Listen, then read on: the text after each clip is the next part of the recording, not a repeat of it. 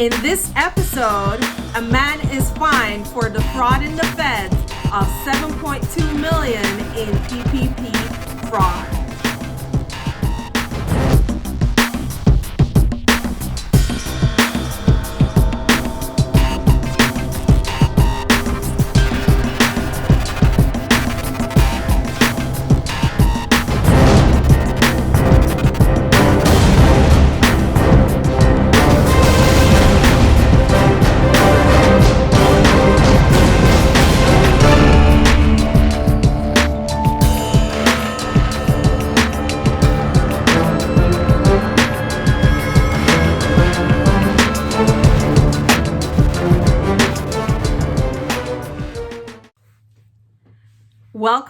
Welcome back.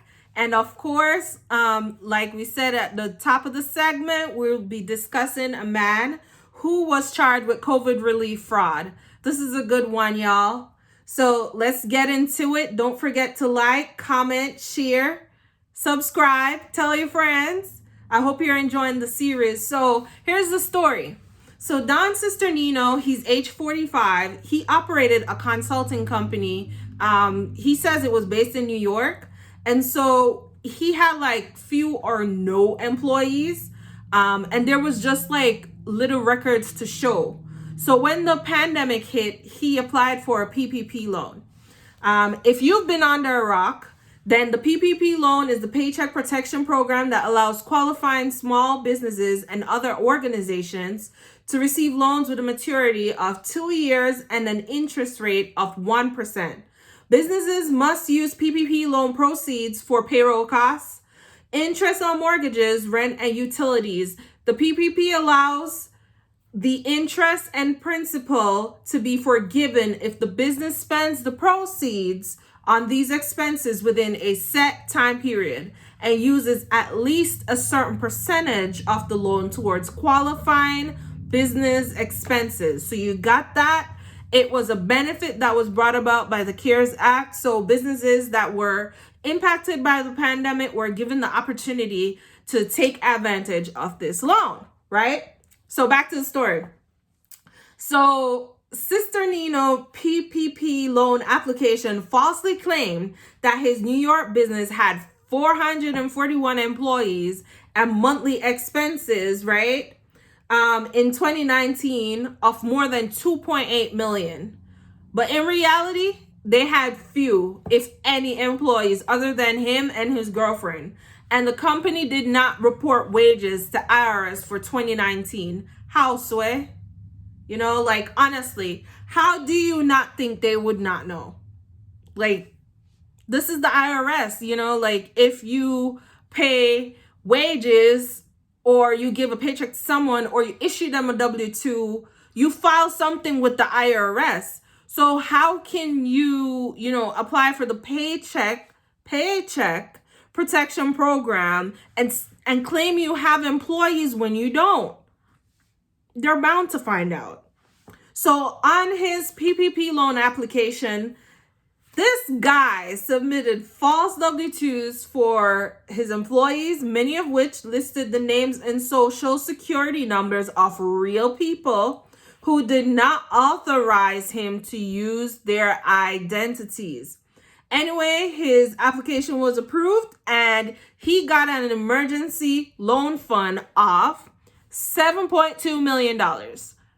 You know, Godwin, right? Like, look how many people have been trying to get these loans and stuff to fund their businesses.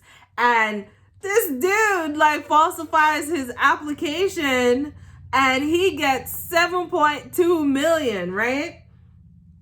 So, of course, he didn't use the funds on any qualifying expenses. Instead, he went shopping, y'all. Here's the list. He bought a Lincoln Navigator. He paid off a Maserati with like $48,000.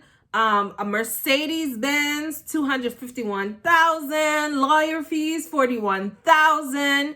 He owed debt to a relative. He paid them $1.4 million.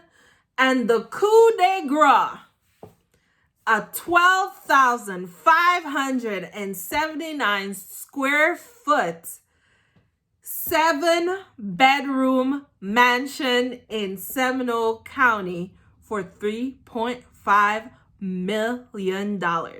Come on, somebody. I mean, like, dude went to town. So, all good things must come to an end, right? Because there was an audit, and well, Danny boy slipped up by claiming that every employee had the same amount of taxes taken out of their paychecks, right? So despite the number being affected by marital status and the number of dependents, by December, the feds were knocking on his door. In February 2021, he has been indicted with 2 counts of wire fraud, 3 counts of aggravated identity theft, 3 counts of illegal monetary transactions, and if convicted, he's gonna face a maximum penalty of 20 years in federal prison for each wire fraud count, up to 10 years imprisonment for each illegal monetary transaction count, and a mandatory consecutive term of 2 years for the aggravated identity theft counts. Come on, guys. It is not worth it. Please don't do it.